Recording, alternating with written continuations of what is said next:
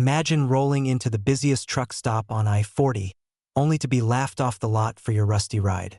But what if the kid behind that will carried a secret powerful enough to upend the entire industry? Stick around, because tonight the joke's on the bullies. The sun was beginning to sink behind the horizon as Nate Cross guided his aging 1984 Peterbilt into the crowded parking lot of the Iron Horse truck stop, its engine coughing and brakes squealing just enough to draw glances, and then smirks. The lot shimmered with the reflections of polished chrome, custom decals, and brand new rigs that looked more spaceship than truck. In contrast, Nate's cab was a patchwork of rust, mismatched paint, and duct tape, a rolling relic with a personality. He parked at the far end, hoping to avoid attention. It didn't work. As he stepped down from the cab, a group of truckers nearby exchanged looks. One nudged the other with an elbow. "Hey, check out Grandpa's hand-me-down over there," one called out. "Looks like it's held together by willpower and chewing gum," another added, chuckling. Nate didn't respond. He just grabbed his duffel from the passenger seat, slung it over his shoulder, and made his way toward the diner. He wasn't here to impress anyone. He had a job to finish before sunrise and a few hours to refuel, body and truck alike. The taunt stung, but he had heard worse in the last 3 months on the road.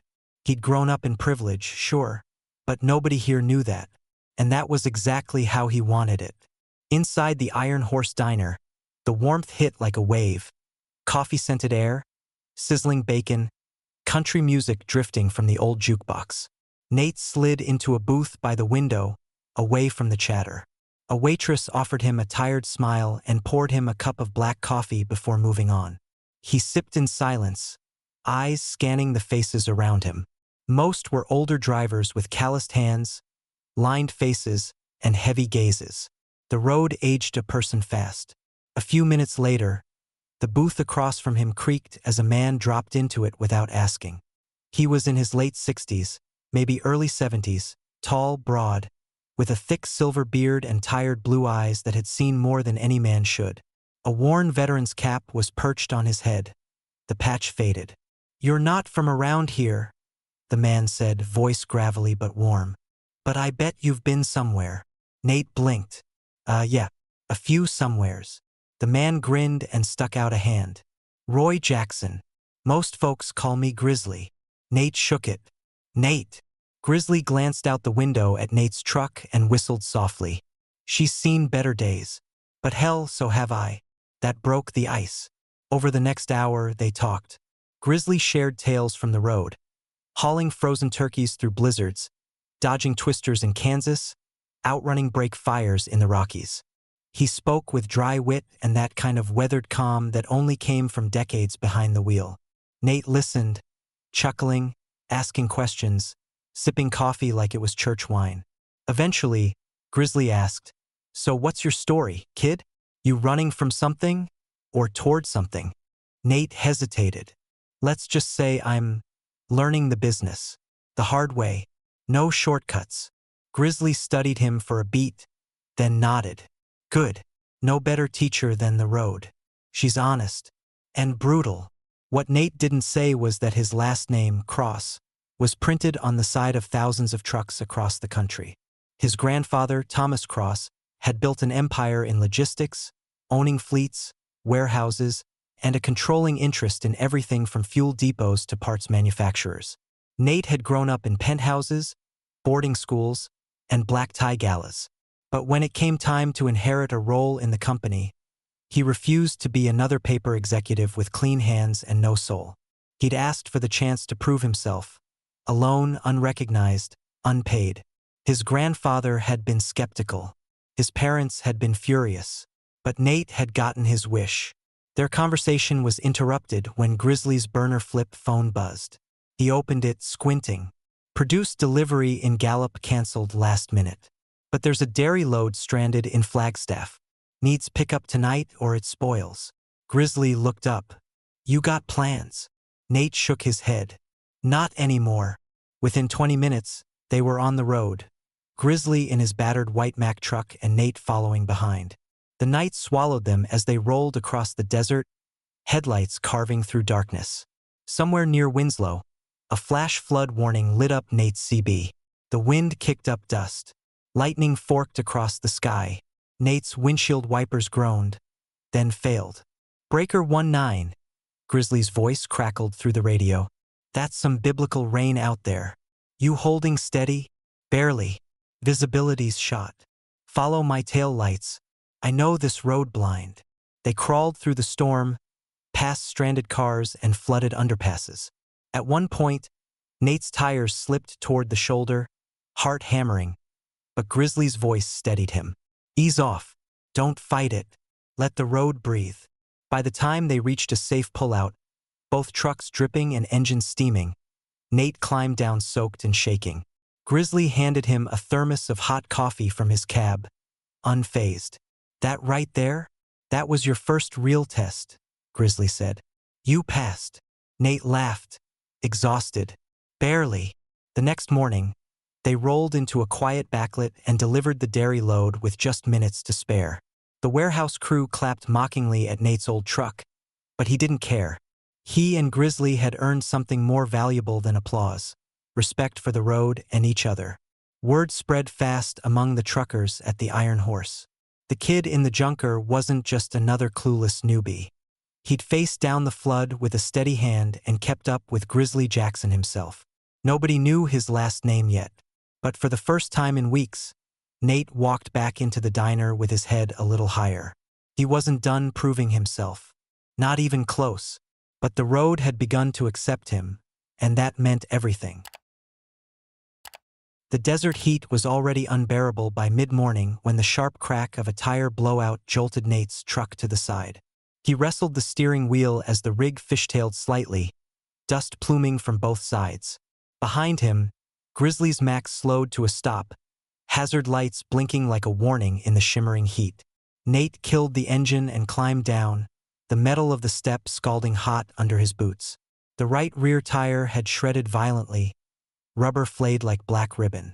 He popped the toolbox from the side compartment and grabbed the jack, already feeling sweat bead at the back of his neck. Grizzly joined him, wiping his forehead with a faded bandana. Desert doesn't forgive bad tires, he muttered. Or bad timing. They set to work. The sun was relentless, and the sand radiated heat like an oven. Nate gritted his teeth, trying to loosen the lugs, but the bolts were rusted tight. Grizzly knelt beside him, bracing the jack, but his hand slipped.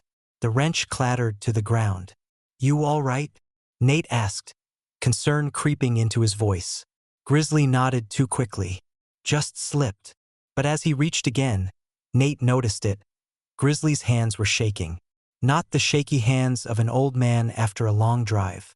These tremors were deeper, harder to hide. He was gripping the wrench like he was trying to stop his fingers from betraying him. Nate didn't push. He just steadied the jack and said, I've got the next one. They worked mostly in silence. The only sounds the rasp of tools, the thrum of passing semis on the highway in the distance, and the distant caw of crows overhead. When they paused for water, Nate handed Grizzly a bottle, and the older man gave a grateful nod. A restless breeze whipped sand across the shoulder, scattering a few spare lug nuts Nate had set on the rim. Grizzly stooped to gather them, but instead of straightening right away, he stayed crouched, staring past the shimmering highway. The heat waves made the horizon ripple like water, and for a moment his expression softened, nostalgic, almost haunted. He turned the lug nuts over in his trembling palm as if they were worry stones, then exhaled slowly, the lines around his eyes deepening. Whatever he saw out there wasn't desert. It was some far-off memory pulling him back. You ever lose someone who was like a brother? Grizzly asked quietly, eyes fixed on the horizon. Nate blinked. No, not like that. Grizzly leaned against his tire, staring past the sand like it was a screen showing another time. Vietnam, 1972. My unit was ambushed near Quang Tri. I made it out with a concussion and a busted knee. My buddy, Clarence, he bled out next to me. All he said was he wanted to see his mom's porch again. Sit on it with a beer. He never did. Nate said nothing. The silence felt sacred. Grizzly exhaled, voice rasping. People talk about honor and flags and medals, but dignity? That's quieter, harder to fight for. Most days out here, truckers don't get either. Nate nodded slowly. That's why I'm doing this. To understand what they never taught us in boardrooms. Grizzly gave him a long look. Then don't forget this moment. The quiet was shattered by the sound of a diesel engine revving too loudly and an obnoxious air horn blaring twice. A gleaming freightliner with custom blue and chrome detailing cruised by, slowing just enough for the driver to lean out the window with a phone in hand. It was Dallas Chrome King Miller, a notorious hotshot in the trucking world with a massive online following. His live stream was already running. Well, look who's stuck in the sandpit, Dallas sneered to his phone. The Rust Bucket duo, Roadkill and his antique. The comments section exploded with laughter and more jokes about them. Nate wiped sweat from his eyes and turned back to the tire. Ignore him. But Grizzly didn't move. He just stared after the disappearing rig, his expression unreadable. Later that day, back at a rest stop with cell signal, Nate saw what had happened. The video was everywhere. Dallas mocking them, zooming in on Grizzly's shaking hands, joking about dinosaurs on wheels. But something unexpected was happening in the comments. Truckers, veterans, sons of veterans, younger drivers. They weren't laughing. That older guy? He's seen more than you ever will. I'd ride with him over any influencer. That kid stayed calm and kept working. That's grit. In trying to shame them, Dallas had unknowingly created a platform for something else. Respect. Grizzly's quiet presence. His old rig, his broken body, his war stories, resonated deeper than flash or fame. That night, as Nate sat on the curb by the diner sipping cold water, Grizzly sat beside him. Neither said much. But when Grizzly finally muttered, "That blowout wasn't the worst part of today," Nate just nodded. He didn't ask what was. He already knew. The Iron Horse Truck Plaza loomed like a small city. Chrome-clad rigs lined up in rows, floodlights blazing above massive fuel bays, and neon signs pulsing over the truckers' lounge and diner. It was a crossroads of legends and egos, and tonight, it crackled with tension. Nate guided his battered Peterbilt into a spot under the buzzing lights, his hands steady, but his stomach in knots. Word had spread. Dallas Chrome King Miller had arrived hours earlier, talking louder than ever. His viral livestream had earned him a flood of new followers, and now he was basking in it, polishing his fenders while replaying the clip for anyone willing to laugh. Inside the diner, Nate could feel eyes trailing him as he and Grizzly entered. Conversations dipped. Forks paused midair. The mocking wasn't open now, it was more curious, guarded. Whispers followed them to the counter. Dallas was already there, perched at a booth like a self-declared king, flanked by two other haulers laughing at every word. "Well, if it ain't the Rust Bucket Ranger," Dallas called out. "Come to finally buy a new tire? Or just cry about it?" Nate ignored him and slid into a booth with Grizzly. But Dallas wasn't done. "You know what? Let's settle it right here," he said, standing.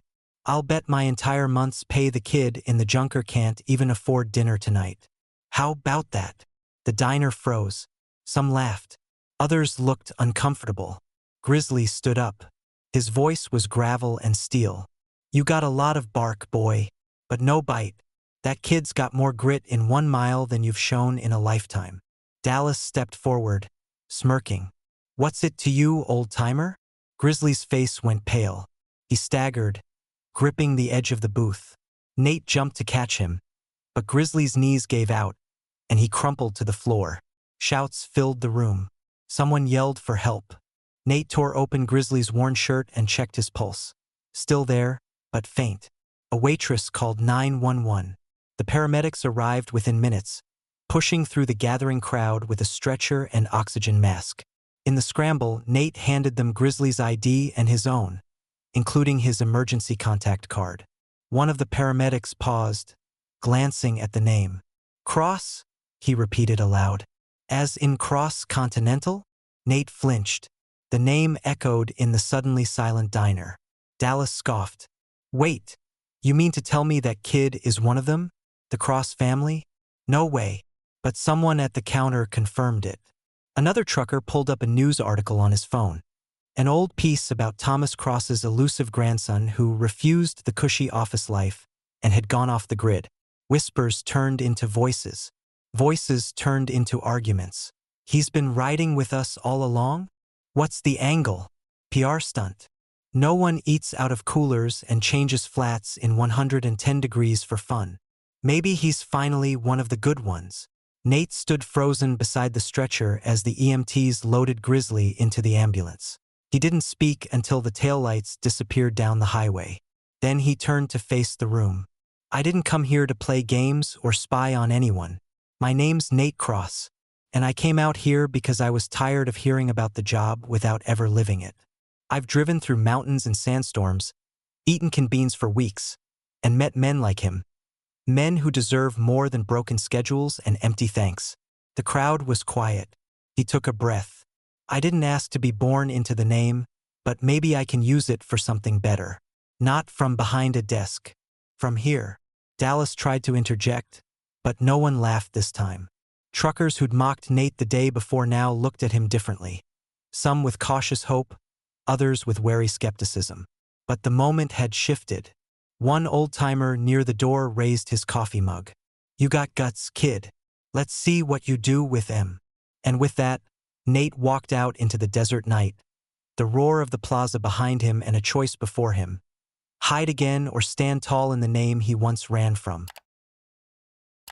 Grizzly Jackson hated hospitals. He made that much clear the moment he ripped the 4 from his arm and tried to stand up on his own. Nate rushed to his side, but the old man swatted him away with a weak chuckle. I've hauled freight through the Rockies in a blizzard and lived off beef jerky for a week in '89. I'm not spending my final stretch with tubes in my veins and fluorescent lights buzzing overhead. Back in the cab of his truck, pulled to the far edge of the Iron Horse lot, Grizzly lay on a bedroll surrounded by memories, an old dog tag around his neck, a Polaroid of his platoon taped above the dash, and a yellowed postcard of the Pacific coast, still pristine after decades. The ocean. He hadn't seen it since '75. Don't let him write me off as just another tired rig rat, he rasped to Nate, voice thin. Turn the mic on. Let me say something that sticks. First, Nate hesitated, but Grizzly's gaze was steady. He wired up the cab's CB to the diner's trucker radio stage, a makeshift platform with cracked vinyl stools and a dusty microphone. The feed could reach most of the region's rigs tuned into the long-haul frequency. When the red on-air light flicked on, truckers across several states heard the voice of a dying legend. Name's Roy Jackson. Most folks call me Grizzly. Been on the road longer than some dispatchers been alive. I ain't got much time left, so I'll make this quick. We drive through snow, hurricanes, riots, and floods. We sleep in rest areas with busted locks, miss birthdays, eat cold spaghetti out of a can. And yet, folks talk about us like we're disposable.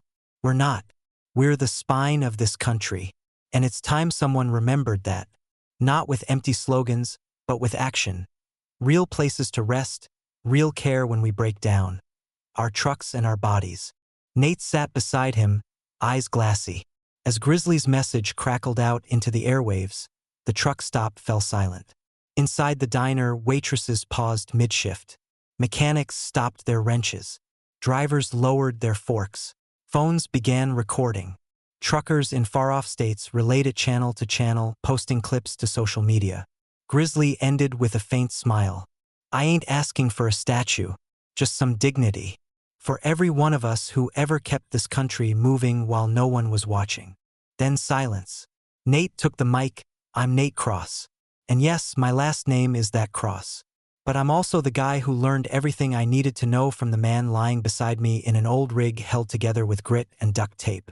Starting today, I'm not hiding who I am. And I'm not waiting for boardroom approval. Pause. We're starting with free mobile clinics at major truck stops. And any veteran who wants to haul again, we'll hand them the keys to a fully refurbished rig. No strings, just respect. Just what Grizzly has always needed. The response was immediate. Truck horns blared outside in solidarity. The live stream, posted by a former critic who'd recorded it all, hit 1 million views within hours. Comment sections flooded with support. Even Dallas Chrome King Miller, watching from his polished cab, stepped out and walked toward Nate's truck. His hat was in his hands. "I was a jerk," Dallas admitted. "Didn't know who you were. Didn't care to know who Grizzly was." He hesitated. "But I heard him, and I'd like to help. Maybe retrofit some rigs. Teach greenhorns how to handle mountains without burning their brakes." Nate nodded. "No more showboating?" he asked, half smiling. Dallas chuckled. "No promises, but less of it." As dawn broke, streaking orange across the chrome windshields, Nate stood next to Grizzly's cab with a map unfolded on the hood. He tapped the coast. "We're going west. You and me. You said you haven't seen the ocean since '75? Well, let's fix that." Grizzly's eyes, dimmed by pain, lit up with something fierce. "Let's ride, kid." The other truckers watched as the battered Peterbilt and Grizzly's rattletrap Mac pulled out of the lot together, side by side. No fancy lights, no camera crews, just two rigs and two men carrying the weight of something bigger than freight. As they merged onto the open highway, radios crackled from state to state with one message. The road just got a little more human, and a lot more hopeful, because sometimes legacy isn't about what you inherit. It's about what you build mile by mile, voice by voice. And Nate Cross was just getting started. This journey isn't just about horsepower and highway miles. It's about the respect every driver deserves. If you were Nate, would you step up and rewrite the rules, or keep your secret safe? Let us know below. And if this story moved you, smash that like button, share it with someone who loves the open road, and subscribe to embrace the journey for more tales that put heart into high gear. See you in the next video.